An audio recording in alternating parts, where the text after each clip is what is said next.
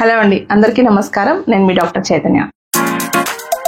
ఈ వీడియోలో మనము డయాబెటీస్ అంటే ఏంటి, టైప్స్ ఆఫ్ డయాబెటీస్, కొందరికి షుగర్స్ అవుట్ ఆఫ్ కంట్రోల్ ఎందుకు వెళ్తాయి in spite of taking medicines, insulin resistance అంటే ఏంటి, మీరు చేసే కామన్ మిస్టేక్స్ ఏంటి, 3 పిల్లర్స్ ఆఫ్ డయాబెటిక్ కంట్రోల్, నేను చెప్పే 3 పిల్లర్స్ ఏంటి, long term control of diabetes అంటే షుగర్ కంట్రోల్లో ఉంచుకోవడం, చాలా ఇయర్స్ వరకు ఏజ్ అయిన తర్వాత 50-60 ఇయర్స్ వరకు షుగర్ కంట్రోల్లో ఉంచుకోవడం ఎందుకు ఇంపార్టెంట్, షుగర్ కంట్రోల్లో లేకపోతే ఏమవుతుంది, మీరు చేసే మిస్టేక్స్ ని ఎలా కరెక్ట్ చేసుకోవచ్చు, డయాబెటాలజిస్ట్ గా నేను ఇచ్చే టిప్స్ అన్ని ఈ వీడియోలో చూద్దాం. మన ఛానల్ స్పెషాలిటీ ఏంటో మీ అందరికీ తెలుసు. మనము డీటెయిల్డ్ హెల్త్ వీడియోస్ చేస్తాము. నార్మల్ పబ్లిక్ కి మాక్సిమం అర్థమయ్యేటట్లు చెప్తానన్నమాట. ఒక్కొక్కసారి డాక్టర్స్ డీటెయిల్డ్ వీడియోస్ చేసినప్పుడు ఏమవుతుందంటే స్టూడెంట్స్ కి ఎక్స్ప్లెయిన్ చేసినట్టు వచ్చేస్తుంది, టోన్ కానీ లేదా డీప్ సబ్జెక్ట్ వెళ్ళిపోతుంది అనమాట. అలా కాకుండా పేషెంట్స్ అర్థమయ్యేటట్టు డీటెయిల్డ్ వీడియోస్, అంటే డాక్టర్ చైతన్య ఛానల్ కి వచ్చామంటే ఒక వీడియో చూసామంటే 100% మనకు దీని గురించి ఇన్ఫర్మేషన్ వస్తుంది అనే కాన్ఫిడెన్స్ తో మన సబ్స్క్రైబర్స్ వెళ్ళాలన్నమాట. అదే నా ఉద్దేశం. ఇనిషియల్ గా మన ఛానల్లో 30 minutes వీడియోస్ అలా పెట్టేటప్పుడు చాలా మంది సజెస్ట్ చేశారు, madam 30 minutes 20 minutes detail videos పెడుతున్నారు, ఎవరు చూస్తారు, ఇవే 8 minutes 10 minutes పెట్టండి, మీకు డబ్బులు కూడా ఎక్కువ వస్తాయి మానిటైజేషన్ అయిన తర్వాత, సంథింగ్ అలా చెప్పారు. But still it's not about money అండి. అంటే నా సాటిస్ఫాక్షన్ కూడా ఉండాలి కదా. అంటే ఒక థైరాయిడ్ వీడియో చెప్తే ఈ 25 minutes 30 minutes సబ్జెక్ట్ చూస్తే వాళ్ళకు థైరాయిడ్ గురించి మాక్సిమం 100 డౌట్స్ క్లియర్ అయిపోతాయి. ఇంకా ఉండే 1 or 2 డౌట్స్ ఎక్స్ట్రా మన కామెంట్ సెక్షన్ లో పెడితే నేను ఆన్సర్ చేస్తాను. కావాలంటే కన్సల్టేషన్ కూడా తీసుకోవచ్చు. అన్ని వీడియోస్ డిస్క్రిప్షన్ లో ఆన్లైన్ కన్సల్టేషన్ లింక్ కూడా ఉంటుంది అనమాట. సో నేను ఎప్పుడు వీడియో లెంత్ కూడా ప్లాన్ చేసుకోనండి. ఎందుకంటే ఒక సబ్జెక్ట్ ఎక్కువ ఇన్ఫర్మేషన్ డిమాండ్ చేస్తుంది. ఒక సబ్జెక్ట్ ఒక 10-15 minutes లో అయిపోద్ది. మీకు కొంచెం ఇన్ఫర్మేషన్ పెండింగ్ పెట్టి మళ్ళీ ఇంకో వీడియో చూసి మళ్ళీ అది మీరు చూడాలి, ఇంకో వీడియో మీకు కనిపించాలి, యూట్యూబ్ సజెస్ట్ చేయాలి, మళ్ళీ ఆ సెకండ్ పార్ట్ చేసేదానికి నాకు టైం కుదరాలి వెంటనే, లేదా మీరు వెంటనే చూడడానికి మీకు టైం కుదరాలి. ఇవన్నీ ఎందుకు అని నేను మాక్సిమం లాంగ్ వీడియోస్ చేస్తాను, ఇన్ఫర్మేటివ్ వీడియోస్ చేస్తాను. That I can promise you. So A subject గురించి మీకు డౌట్స్ ఉన్నా ఆ సబ్జెక్ట్ వీడియో నా ఛానల్లో ఉందంటే మీరు కాన్ఫిడెంట్ గా చూడొచ్చండి. సో ఫస్ట్ టైం చూసేవారు చెప్తున్నాను, నేను డాక్టర్ చైతన్య అండి, MBBS MD internal medicine with 2 fellowships in diabetes. MD internal medicine కాబట్టి ఆల్మోస్ట్ అన్ని డిసీజెస్ గురించి ఫేర్ ఐడియా ఉంటుంది, మాట్లాడతాను. లైక్ మన హైపర్ టెన్షన్ కానీ కొలెస్ట్రాల్ వీడియోస్ కానీ చాలా బాగా చూసారు కదా, 1.5 lakh దాకా చూసారు.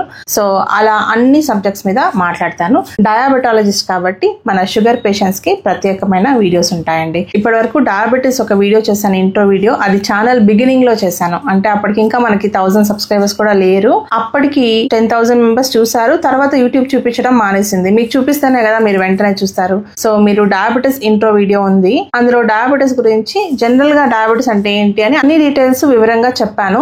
మీరు అది చూడకపోతే అది కూడా ఒకసారి చూడండి. సో ఇప్పుడు మనము ఈ వీడియోలో షుగర్ కంట్రోల్ గురించి, especially type 2 diabetes, 30 years above age ఉండే వాళ్ళకి వచ్చే డయాబెటీస్ గురించి మాట్లాడుకుందాం. సో ఈ వీడియో ఎవరికి ఉపయోగపడుతుంది అంటే డయాబెటీస్ ఉన్న వాళ్ళకి, ఫ్యామిలీలో ఎవరికైనా డయాబెటీస్ ఉంటే వాళ్ళకి, ప్రీ డయాబెటీస్ అంటే 5.7 పైన HbA1c ఉన్న వాళ్ళకి, ఫ్యామిలీ హిస్టరీ ఆఫ్ డయాబెటీస్ అంటే మీ అమ్మ కానీ నాన్న కానీ గ్రాండ్ పేరెంట్స్ కానీ సిస్టర్స్ కానీ వేరే సిబ్లింగ్స్ కానీ డయాబెటీస్ ఉంటే మీకు వచ్చే ఛాన్సెస్ ఉన్నాయి కాబట్టి మీకు, లేదా ఇతరత్ర కండిషన్స్ ఉంటాయి కదా, హైపర్ టెన్షన్, కొలెస్ట్రాల్, సో ఇలాంటి వాళ్ళందరికీ ఉపయోగపడుతుందండి. సో కొంచెం ఓపిక్గా మీ హెల్త్ కోసమే కాబట్టి వీడియో లాస్ట్ వరకు చూడండి.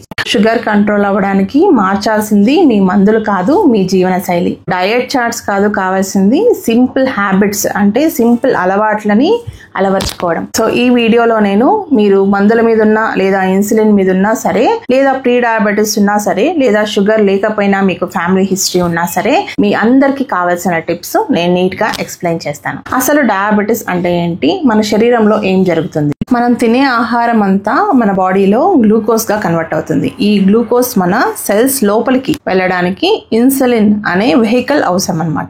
ఈ ఇన్సులిన్ అనే వెహికల్ మనకి ప్యాంక్రియాస్ గ్రంథి నుంచి తయారవుతుంది, రిలీజ్ అవుతుంది. ఎప్పుడైతే ఈ ఇన్సులిన్ అనేది తగ్గుతుందో అప్పుడు మన బాడీలో ఉండే గ్లూకోజ్ రక్తంలోనే మిగిలిపోతుంది, సెల్స్ లోపలికి వెళ్ళలేదు, ఎందుకంటే వెహికల్ లేదు కాబట్టి. దీని వల్ల డయాబెటీస్ వస్తుందన్నమాట. దీంట్లో టైప్స్ ఉన్నాయండి. టైప్ 1 డయాబెటీస్, టైప్ 2 డయాబెటీస్ అంటారు. ప్రధానంగా టైప్ 1 డయాబెటీస్ అంటే వీరికి ఇన్సులిన్ ప్యాంక్రియాస్ నుంచి తగ్గిపోతుంది. కానీ టైప్ 2 డయాబెటీస్ వాళ్ళకి ఇన్సులిన్ రెసిస్టెన్స్ అని ఇంకొక కండిషన్ వస్తుంది, దాని వల్ల వీళ్ళకి డయాబెటీస్ వస్తుంది అనమాట. ఇన్సులిన్ రెసిస్టెన్స్ అంటే ఏంటంటే గ్లూకోజ్ జతలో ఇన్సులిన్ సెల్ లోపలికి వెళ్ళాలంటే ఒక గేట్ ఓపెన్ అవ్వాలి. ఆ గేట్ ఓపెన్ అవ్వదు. ఆ గేట్నే మనము ఇన్సులిన్ రిసెప్టార్ అంటాం. సో యాక్చువల్లీ దీన్ని ఇన్సులిన్ రిసెప్టార్ రెసిస్టెన్స్ అంటాము. ఇది వాడుకలో ఇన్సులిన్ రెసిస్టెన్స్ గా కన్వర్ట్ అయింది. ఇది అన్నమాట మన బేసిక్ పెథాలజీ, బేసిక్ కాజ్ అంటే కారణం మన టైప్ 2 డయాబెటీస్ కి. సో ఈ ఇన్సులిన్ రెసిస్టెన్స్ దేని వల్ల వస్తుందంటే మేజర్ గా లైఫ్ స్టైల్ చేంజెస్ వల్ల. టైం కి తినకపోవడం, ఎక్కువగా స్వీట్స్ తినడం, ఎప్పుడు పడితే అప్పుడు తినడం, వాకింగ్ చేయకపోవడం, ఎక్సర్సైజ్ చేయకపోవడం, నిద్ర సరిగ్గా లేకపోవడం, స్ట్రెస్ ఉండడం, ఇలాంటి లైఫ్ స్టైల్ చేంజెస్ వల్ల అన్నిటి వల్ల ఇన్సులిన్ రెసిస్టెన్స్ వస్తుంది. అంతేకాదు కొంచెం జెనెటిక్ కాజ్, ఫ్యామిలీ హిస్టరీ కూడా ఉండొచ్చు. అంటే మీ పేరెంట్స్ కి, గ్రాండ్ పేరెంట్స్ కి, సిబ్లింగ్స్ కి ఎవరికన్నా ఉన్నా కూడా వచ్చే ఛాన్సెస్ ఉందన్నమాట. ఇప్పుడు టైప్స్ చెప్పాను, ఎందువల్ల వస్తుందో కూడా చెప్పాను కదా.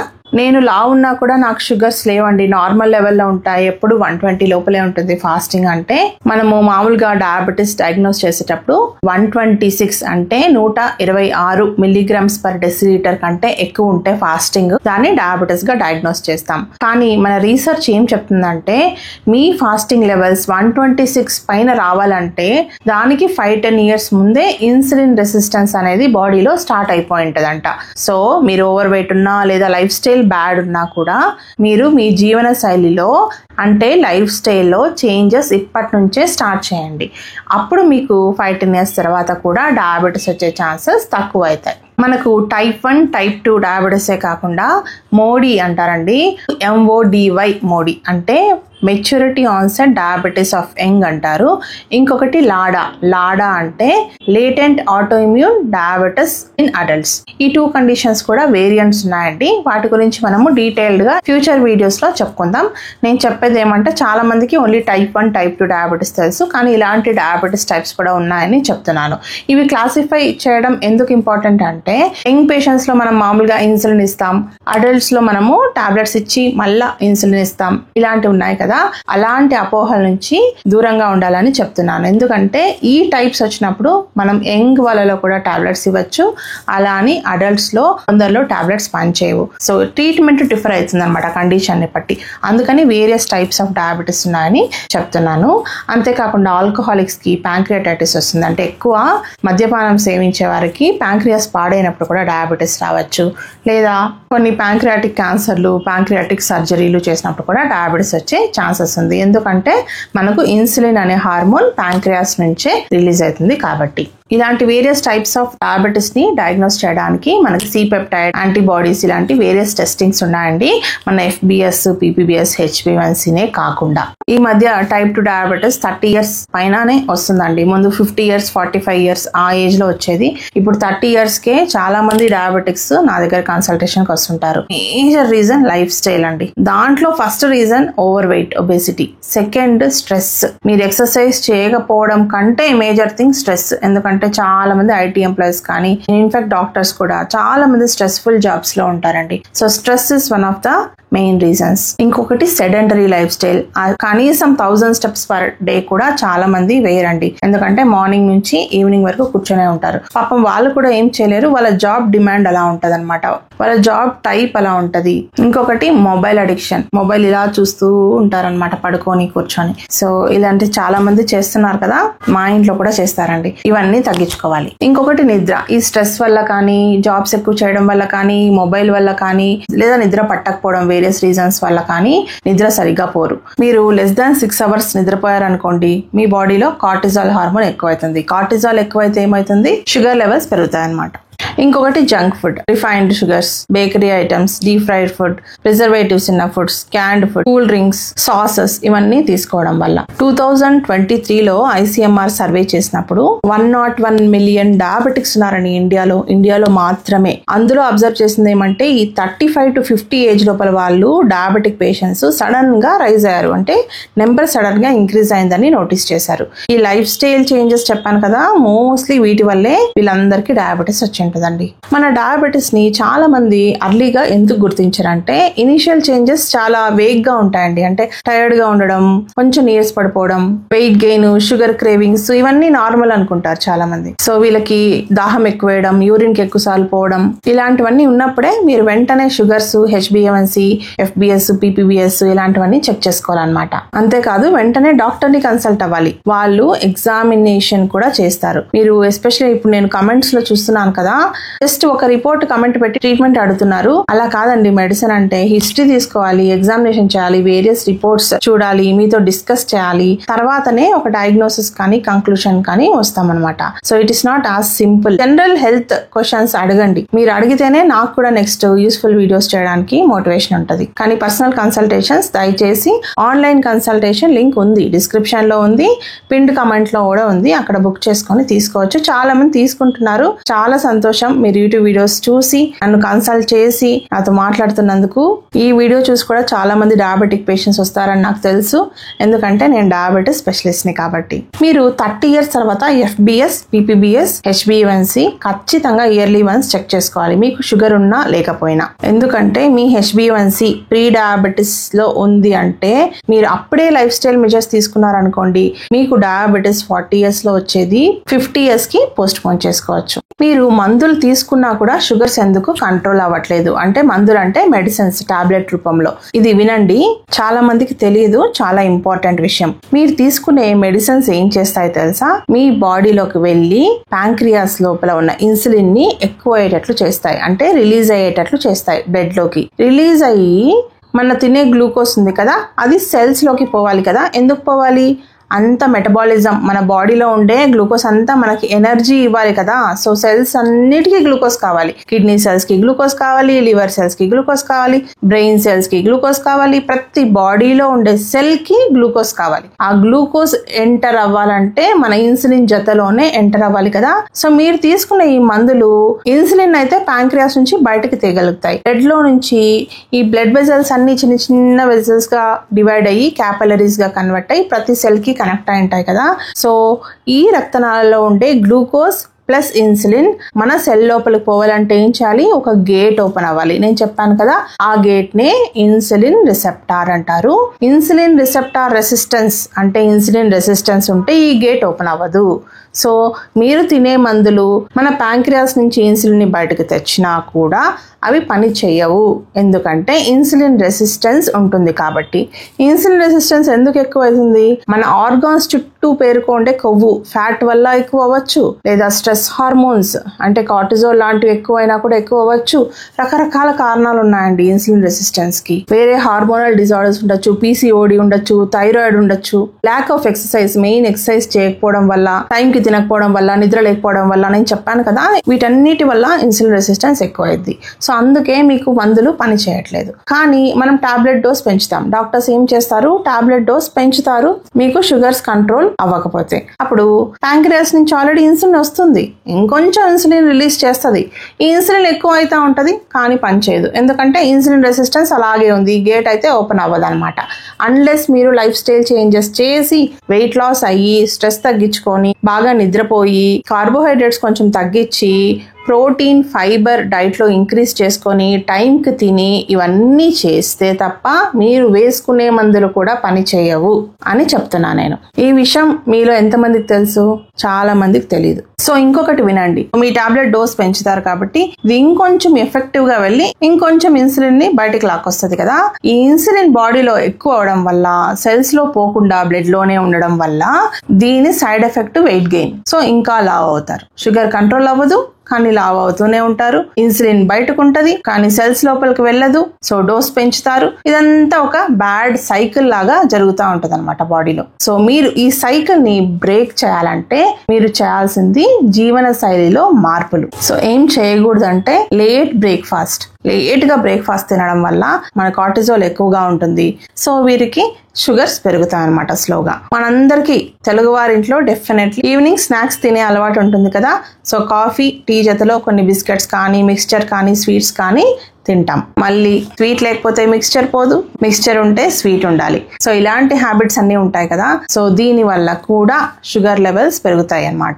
ఎందుకంటే 1:32 భోజనం చేస్తాం, 4 o'clock కి మనకి స్నాక్స్ కావాలి కదా. దీని వల్ల గ్లైసెమిక్ లోడ్ ఎక్కువ ఉంటుంది, ప్లస్ లో యాక్టివిటీ ఉంటుంది. ఈవినింగ్ మనం 4:35 ఆ టైంలో ఎవరు తిరగం కదా, వాకింగ్ వెంటనే వెళ్ళిపోం కదా. మోస్ట్లీ ఎర్లీ మార్నింగ్ వెళ్తారు, లేకపోతే లేట్ ఈవినింగ్స్ వెళ్తారు. సో ఆ టైంలో లో యాక్టివిటీ ఉంటుంది. సో హై గ్లైసెమిక్ లోడ్ ఉండడం వల్ల షుగర్స్ పెరిగే అవకాశం ఉందన్నమాట. ఇంకొకటి లేట్ డిన్నర్స్. మన పార్టీలు అన్ని నైటే జరుగుతాయి. సో లేట్ డిన్నర్స్ వల్ల హై గ్లూకోజ్ లోడ్ ఉంటుంది అనమాట. అది లేట్ డిన్నర్స్ తిన్న తర్వాత వెంటనే నిద్రపోతాం. దీనివల్ల ఓవర్ నైట్ హైపర్ గ్లైసిమియా వస్తుంది, అంటే షుగర్స్ పెరుగుతాయి అనమాట. నీళ్లు తక్కువ తీసుకోవడం. నీళ్లు తక్కువ తీసుకుంటే ఏమవుతుందంటే ఈ షుగర్ బ్లడ్ లో ఉంటది కదా, అది కాన్సన్ట్రేటెడ్ గా అయిపోతుంది, అంటే ఎక్కువ ఉంటది. మీరు వాటర్ ఎక్కువ తాగితే ఆల్మోస్ట్ కొంచెం షుగర్ వరకు యూరిన్ లో వెళ్ళిపోయే ఛాన్సెస్ కూడా ఉంది. ఇంకొకటి, తిన్న తర్వాత వెంటనే వాకింగ్ చేయరు చాలా మంది. వెల్ అండ్ గుడ్, కానీ తిన్న 1 hour కి వాకింగ్ చేస్తే చాలా మంచిదన్నమాట. మీ షుగర్ కంట్రోల్ కి ఇది కూడా హెల్ప్ చేస్తుంది. ఇంకొక మేజర్ మిస్టేక్ నేను చెప్తాను చూడండి. అరే షుగర్ కి ఈ టాబ్లెట్ సరిగా పనిచేయట్లేదు, ఇంకొక టాబ్లెట్ డాక్టర్ ఇచ్చారు నా ఫ్రెండ్ కి, అది బాగా పనిచేస్తుంది. అలా ఉండదండి. ఒక్కొక్క పేషెంట్ కి ఒక్కొక్క టాబ్లెట్ ఒక్కొక్క విధంగా పనిచేస్తుంది అనమాట. అంతెందుకు, ఒకే పేషెంట్ కి అంటే మీ ఒక్కరికే కూడా ఒక్క టాబ్లెట్ ఒక్క టైంలో ఒక సిచ్యుయేషన్ లో పనిచేసినట్లు ఇంకో టైంలో ఇంకొక సిచ్యుయేషన్ లో పనిచేయదు. సో డాక్టర్స్ డిసైడ్ చేస్తారు మీకు ఎప్పుడు ఏ టాబ్లెట్ ఏ డోస్ ఇవ్వాలి అనేది. ఇప్పుడు జీవన శైలి మార్పుల్లో నేను చెప్పింది కాకుండా మీకు 3 pillars, దీని గురించి ఇంకొన్ని టిప్స్ చెప్తాను.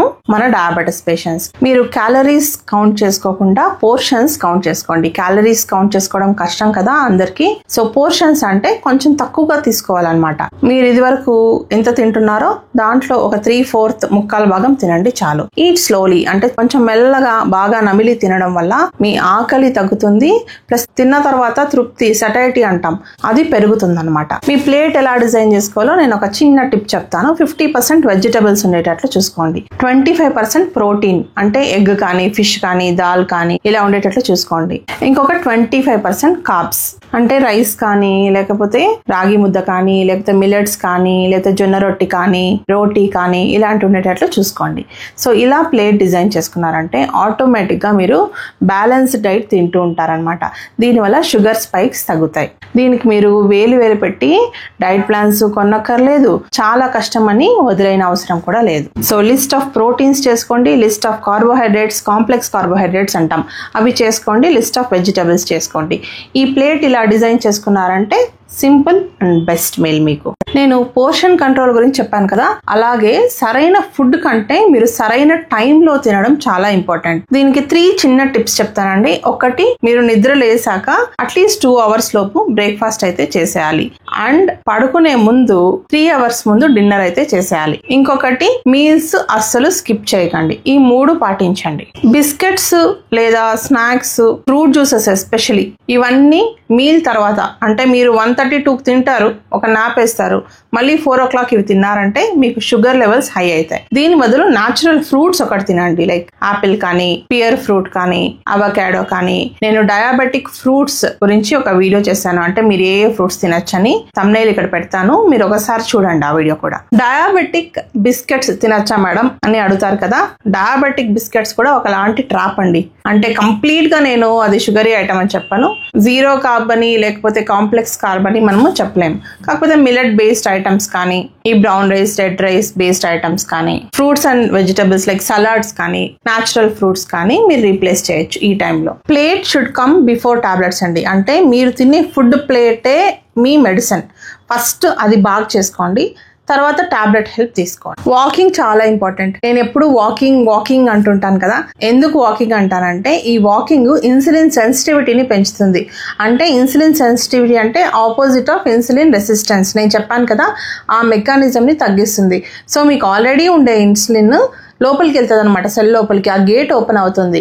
అందుకే టాబ్లెట్ డోస్ కూడా తగ్గుతుంది. మీరు వేసుకునే టాబ్లెట్ తోనే మీ షుగర్స్ నార్మల్ అవ్వచ్చు మీరు వాకింగ్ చేసి ఈ టిప్స్ ఫాలో అయినట్టయితే. ఒక 15 minutes walk post prandial blood sugar అంటే మీరు తిన్న తర్వాత ఉండే షుగర్స్ ని 15 to 20 milligrams per deciliter తక్కువ చేస్తున్నాను. మీకు తెలుసా? WHO and American diabetes association వాళ్ళు per day diabetic patients at least 7,000 to 8,000 అంటే 7,000 నుంచి 8,000 అడుగులు వేయాలని చెప్పారు స్టెప్స్ పర్ డే. మీరు ఇలా చేశారనుకోండి మీ బ్లడ్ షుగర్స్ ఎంత నార్మల్ అవుతాయి? ఒకేసారి చేయనవసరం లేదు, 3 to 4 parts గా కూడా డివైడ్ చేసి చేయొచ్చు. ఒకసారి 2K morning early morning, okay 4 o'clock ఒకసారి, లేదా మీరు 8 o'clock 7:30కు డిన్నర్ కంప్లీట్ చేశాక 8:30 or 9కి ఒకసారి, తిన్న వెంటనే తిరగకండి, ఒక 45 minutes గ్యాప్ 1 hour గ్యాప్ ఇచ్చి ఇంకొకసారి. ఇలా చేశారనుకోండి మీ బ్లడ్ షుగర్స్ మీకే డిఫరెన్స్ తెలుస్తుంది విత్ ఇన్ ఫ్యూ డేస్ ఎంత కంట్రోల్ అవుతున్నాయి అనేది. ఈ వాకింగ్, యోగా లేదా స్ట్రెంగ్త్ ట్రైనింగ్, ఈ ఎక్సర్సైజెస్ చేసినప్పుడు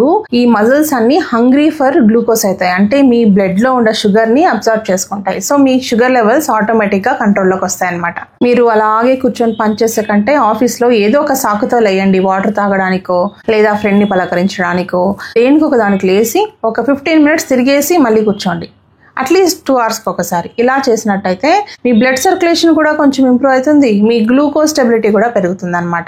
ఇంట్లో ఉండే హౌస్ వైఫ్స్ కి చెప్తున్నాను, మేడం నేను మార్నింగ్ నుంచి ఈవినింగ్ వరకు నైట్ పడుకునే వరకు నాకు ఏదో ఒక పని ఉంటుందండి, అసలు కూర్చోను, ఇంకేం ఎక్సర్సైజ్ కావాలి నాకు, నా షుగర్ ఎందుకు కంట్రోల్ అవ్వట్లేదు అంటారు. అలా కాదు, మీరు అదే పనిగా వాకింగ్ చేయాలి ఒక 45 minutes. పని వేరే, నార్మల్ వాకింగ్ వేరే. అఫ్ కోర్స్ ఇది యాడ్ అవుతుంది, మీరు పని చేయడం వల్ల నార్మల్ గా కూర్చొని పని చేసే వాళ్ళకంటే వాళ్ళతో పోలిస్తే బెటర్, కానీ when you come to normal walking and exercise అది డిఫరెంట్ అనమాట. సో మీకోసం మీరు అట్లీస్ట్ 1 hour per day కేటాయించండి. షుగరే కాదు మన కార్డియోవాస్కులర్ హెల్త్ అంటే హార్ట్ హెల్త్ కూడా చాలా ఇంప్రూవ్ అవుతుంది మీరు వాకింగ్ చేసినట్లయితే. షుగర్ లెవెల్స్ నార్మల్ అవ్వాలంటే, ఇన్సులిన్ రెసిస్టెన్స్ తగ్గాలంటే నిద్ర కూడా చాలా అవసరం. నేను చెప్పినట్టు అట్లీస్ట్ 6 hours అండి, 6 to 8 hours, అబోవ్ 8 hours అంటే బెస్ట్. ఎందుకంటే మెలటోనిన్ హార్మోన్ మనకు నార్మల్ స్లీప్ సైకిల్ మెయింటైన్ చేయడానికి చాలా ఇంపార్టెంట్. ఈ మెలటోనిన్ హార్మోన్ నార్మల్ ఉంటేనే ఇన్సులిన్ లెవెల్ కూడా నార్మల్ ఉంటుంది. ఇన్సులిన్ సెన్సిటివిటీ ఎస్పెషలీ చెప్పాను కదా, సెల్ కి గేట్ ఉంటది అని, ఇన్సులిన్ రిసెప్టార్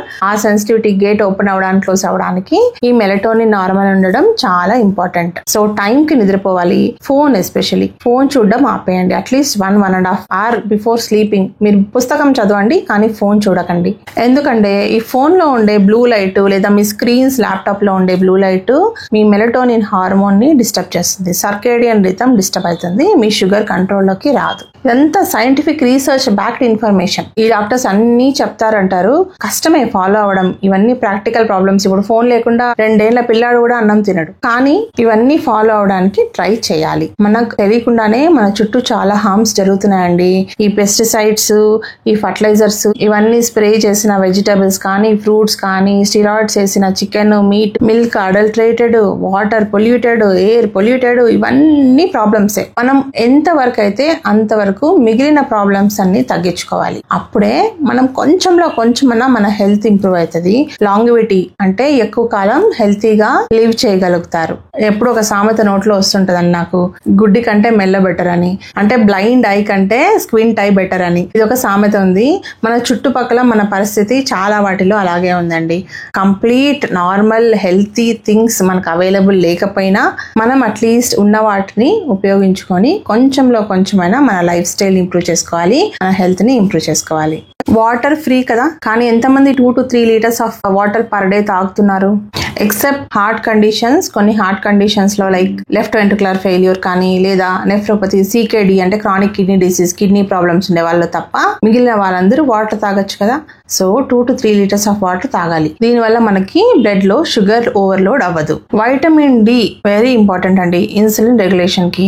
ఎంతమంది సన్లైట్ లో ఉంటున్నాము? 6:30 to 8:30 ఎర్లీ మార్నింగ్ సన్లైట్ మనకి మంచిదే కదా.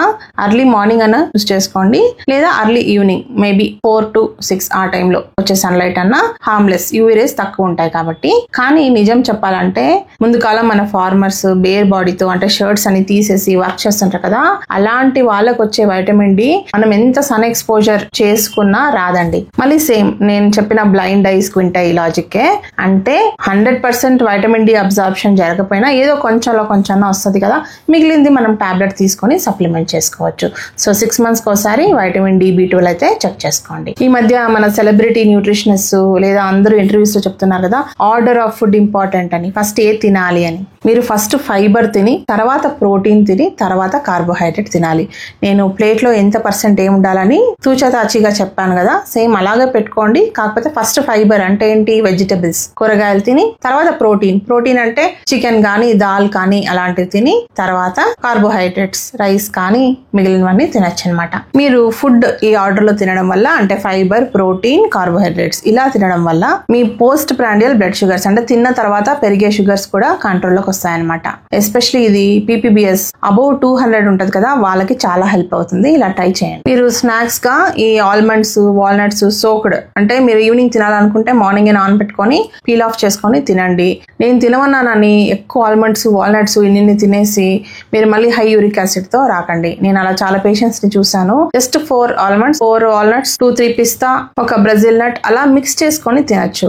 అది కూడా ఒక పెద్ద కప్పు కాదు, అన్ని కలిపి ఒక 10 అలా తినచ్చు అంతే. లేదా బాయిల్డ్ ఎగ్ కానీ, స్ప్రౌట్స్ కొంతమందికి డైజెషన్ ప్రాబ్లమ్స్ వస్తాయి, అలాంటి వాళ్ళు అవాయిడ్ చేయండి. మిగిలిన వాళ్ళు స్ప్రౌట్స్ తినచ్చు. లేదా చనా, బాయిల్డ్ చనా, మనకు ఉడకబెట్టిన శనగలు, తెల్ల శనగలు, నల్ల శనగలు ఇవన్నీ తినచ్చు అనమాట. మీకు ఒక బెస్ట్ సజెషన్ ఇవ్వనా, డయాబెటిక్ పేషెంట్స్ కానీ ప్రీ డయాబెటిక్ పేషెంట్స్ కానీ ఒక లాగ్ బుక్ మెయింటైన్ చేయండి. ఒక 1 week మీ రెగ్యులర్ ఫుడ్ ఏం తింటారో అన్ని నోట్ చేయండి. మీ తినక ముందు షుగర్స్, తిన్న తర్వాత 1 hour, 1.5 hour కి షుగర్స్ నోట్ చేసుకోండి. ఇలా నోట్ చేసుకున్నట్లయితే మీకు 1 week ఐడియా వస్తుంది మీరు ఏ ఫుడ్ తింటే షుగర్స్ పెరిగాయి అన్నది. ఇదే చార్ట్ మీరు డాక్టర్ దగ్గర తీసుకెళ్తే కూడా బెస్ట్. లేదా ఇలా చేయలేమంటే కంటిన్యూస్ గ్లూకోజ్ మానిటర్ అని ఒక డివైస్ వస్తుంది, ఒక ప్యాచ్ అనమాట, మీ ఆర్మ్ కి వేస్తారు. సో ఇది మనకి కంటిన్యూస్ గా గ్లూకోజ్ మానిటరింగ్ చేస్తుంది. ఒక 14 days, 2 weeks అలా చేస్తుంది. సో మీరు తినే ఫుడ్ మాత్రం నోట్ చేసుకుంటే చాలు. అప్పుడు మీకు ఆటోమేటిక్ గా ఐడియా వస్తుంది ఏ ఫుడ్ తింటే ఎక్కువ అవుతుంది అని. ఇది ఎవరికి అవసరం అంటే, హెల్తీ ఫుడ్ ఆల్రెడీ తింటుంటారు కానీ షుగర్స్ పెరుగుతుంటాయి, టాబ్లెట్స్ తో కంట్రోల్ అవ్వదు.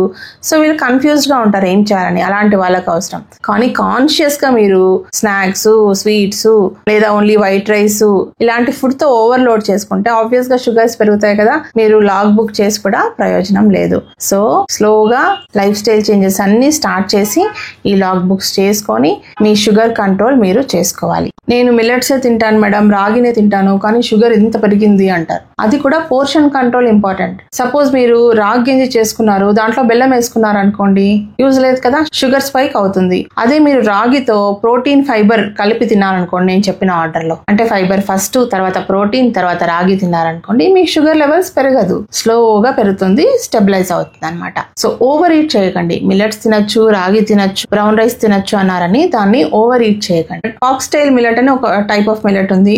ఇది ఓకే, బెటర్ గ్లైసెమిక్ కంట్రోల్, అంటే మన షుగర్స్ ని కంట్రోల్ చేస్తుంది. కాకపోతే ఓవర్ గా తింటే డైజెషన్ ఇష్యూస్ వస్తాయి. థైరాయిడ్ ఉండే వాళ్ళకి కొంచెం అటు ఇటు అయ్యే ఛాన్సెస్ ఉంది. మీరు రోజు మిల్లెట్స్ తింటే 2 to 3 days ఆల్టర్నేట్ డేస్ అలా తింటే పర్వాలేదు. ఇంకొకటి, బ్రౌన్ రైస్ బెస్టా వైట్ రైస్ కంటే అంటే, బ్రౌన్ రైస్ అంటే ఏంటండి, జస్ట్ ఆ వైట్ రైస్ పైన ఉండే హస్క్ లేయర్ ఉంటది కదా, అది లైట్ గా రిటైన్ ఉంటుంది. దానివల్ల ఫైబర్ కంటెంట్ కొంచెం పెరుగుతుంది. నేను ఆల్రెడీ చెప్పాను కదా, ఫైబర్ తో పాటు మీరు కార్బోహైడ్రేట్స్, ప్రోటీన్స్ తింటే స్లోగా గ్లూకోజ్ పెరుగుతుంది బ్లడ్ లో అని. ఇదే కాన్సెప్ట్ బ్రౌన్ రైస్ కూడా, దానికి లైట్ ఫైబర్ లేయర్ ఉంటది కాబట్టి ఆ బ్రౌన్ రైస్ వైట్ రైస్ కంటే కొంచెం బెటర్. కానీ మీరు బ్రౌన్ రైస్ ఎక్కువ తినారనుకోండి, అల్టిమేట్లీ అది కూడా కార్బోహైడ్రేట్, దానివల్ల కూడా షుగర్ పెరుగుతుంది. ఇంకొకటి, కొందరికి నైట్ టైం ఫ్రూట్స్ తినే హ్యాబిట్ ఉంటుంది. బౌల్ ఆఫ్ పపాయా కానీ, ఇలాంటి సపోటా కానీ, బనానా కానీ, ఇవన్నీ హై షుగర్ కంటెంట్ ఫ్రూట్స్ కదా, వీటిలో చక్కెర శాతం ఎక్కువగా ఉంటది. ఇలాంటివి నైట్ టైం తినకూడదు. నైట్ టైం తింటే ఇది మళ్ళీ మెలటోనిన్ హార్మోన్ తో డిస్టర్బ్ చేసి మీకు స్లీప్ కు డిస్టర్బ్ చేస్తుంది, ఇన్సులిన్ లెవెల్స్ ని డిస్టర్బ్ చేస్తుంది,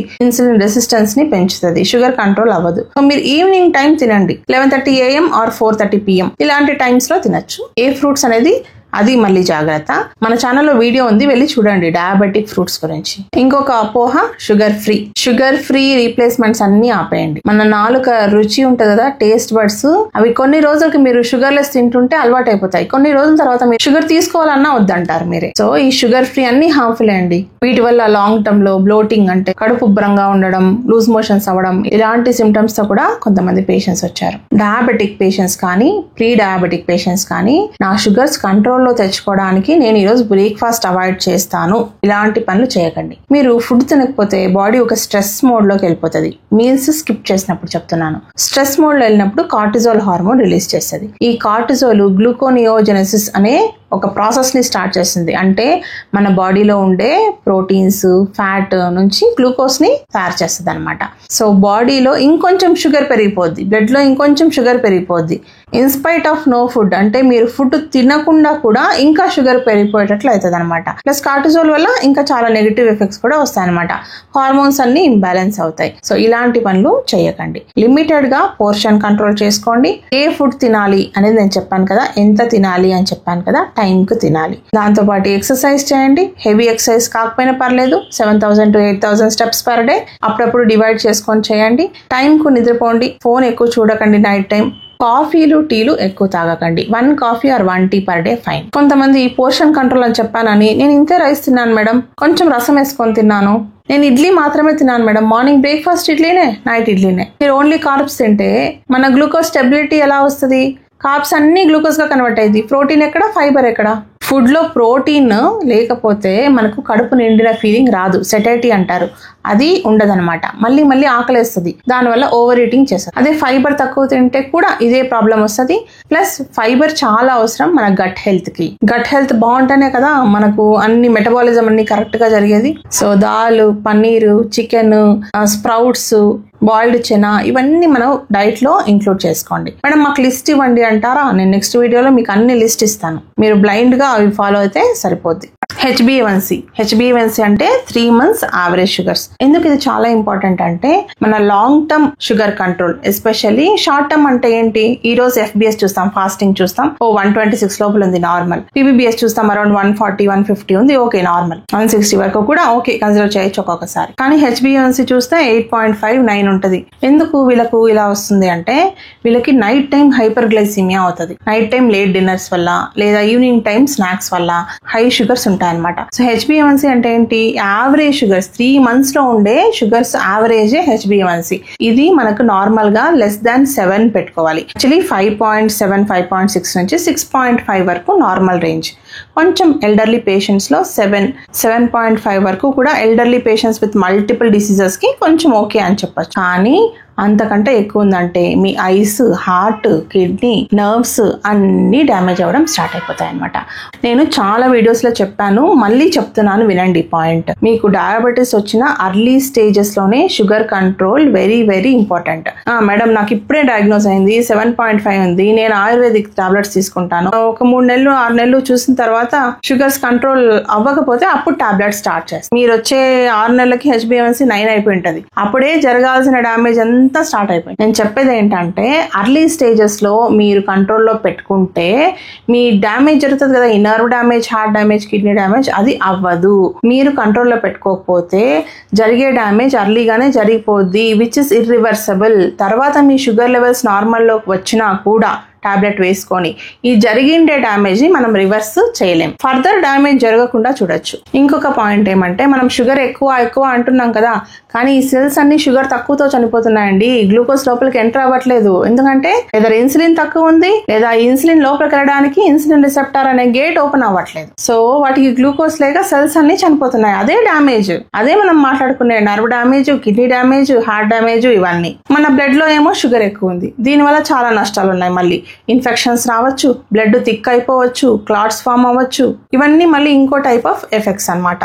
సో నేను ఈ FBS, PBBS నార్మల్ లో ఉండి హెచ్బిఏవన్సీ ఎక్కువ వస్తుంది అని చెప్తుంటాను కదా, అలాంటి పేషెంట్స్ కి CGM continuous glucose monitoring patch చాలా హెల్ప్ అవుతుంది అనమాట. ఎందుకంటే మీకు ఎప్పుడు షుగర్స్ పెరుగుతున్నాయి అనేది ఈ డివైస్ కనిపెట్టేస్తుంది. ఇక్కడ మన లాంగ్ టర్మ్ గోల్ ఏంటి తెలుసా? మన షుగర్ లెవెల్స్ ని నార్మల్ గా ఉంచుకోవడం కాదు, మన ఆర్గాన్స్ ని ప్రొటెక్ట్ చేసుకోవడం. అల్టిమేట్ గా హై షుగర్స్ ఉంటే ఏమవుతుంది? ఆర్గాన్స్ అన్ని డ్యామేజ్ అవుతాయి కదా. సో మన ఆర్గాన్స్ ని ప్రొటెక్ట్ చేసుకోవాలన్నమాట.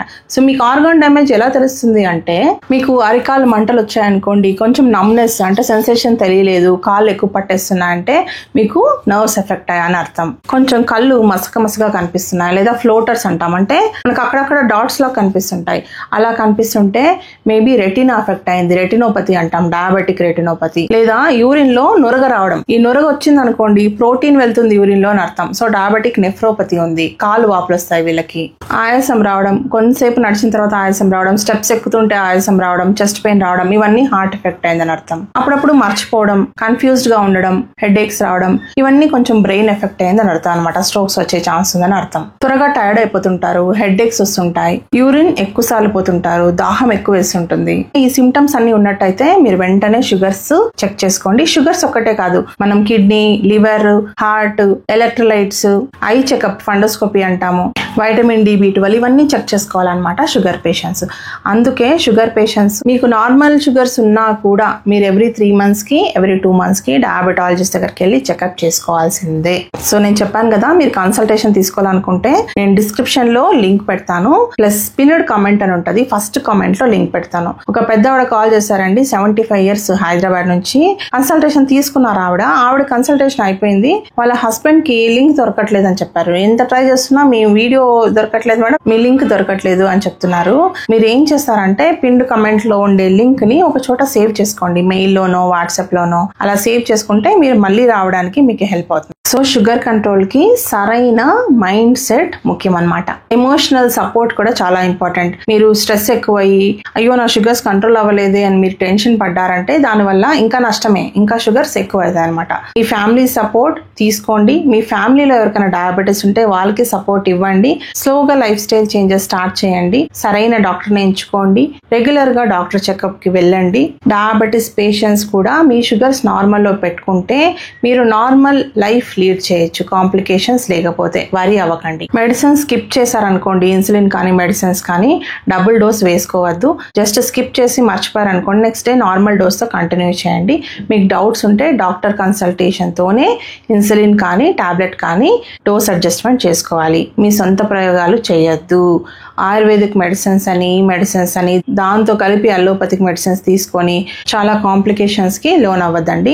నేను రీసెంట్ గానే ఒక పేషెంట్ ని చూశాను, ఆయుర్వేదిక్ మెడిసిన్స్ తీసుకున్నాడు, అలోపతి తీసుకున్నాడు, డాక్టర్ చెకప్ వెళ్ళలేదు. 1 year బ్యాక్ ఏ మెడిసిన్స్ వాడుతున్నాడో అదే మెడిసిన్స్ దీని జతలో తీసుకున్నాడు.